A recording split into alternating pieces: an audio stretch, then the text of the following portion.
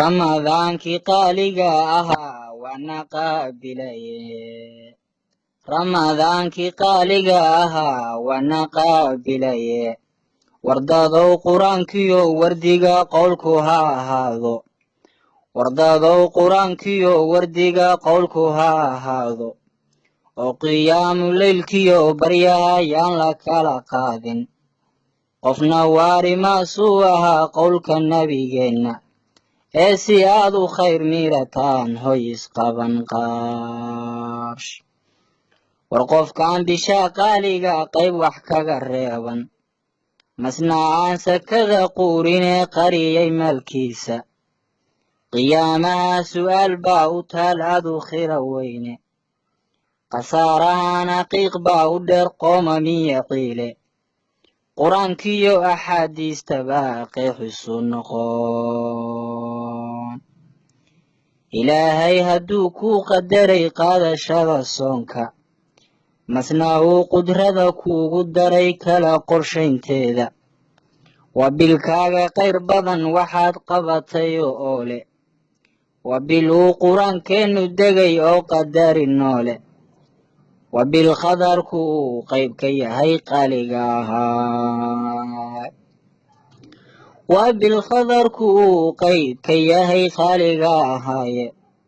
waa bil uu qunfuli saaran yahay qolalka naareede waa bishii ibliis loo qabilay qaadariyo hooge waa bishii ibliis loo qabilay qaadariyo hooge waa bil uu qabowgii jannada qaadir noo furaye qariga qur-aankiyo akhriya qowlka nabigeenna waa biluu qanaaciyo ku jiro qayb waxbarashaad qaraabada qidmada loo hayaa qayb waxtara weeye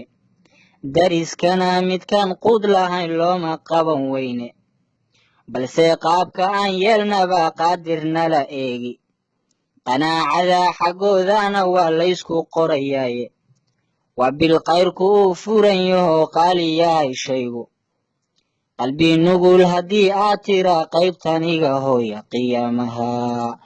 waxaa tegi adoon qoorta lagu hays allah ayuu qof weysaystayo qiraya tawxiidka qudiyo qaxwana aan dhadhamin qaadir amarkaaga qaladkana ka haajirahayo qoomamadahaaya qiyaamana xusuusanee ku jira qowlka hayseejin oo ku qaabilayo allow qaalisanahaaye allahayow bisha qaaliga qayrka hayseejin allahayow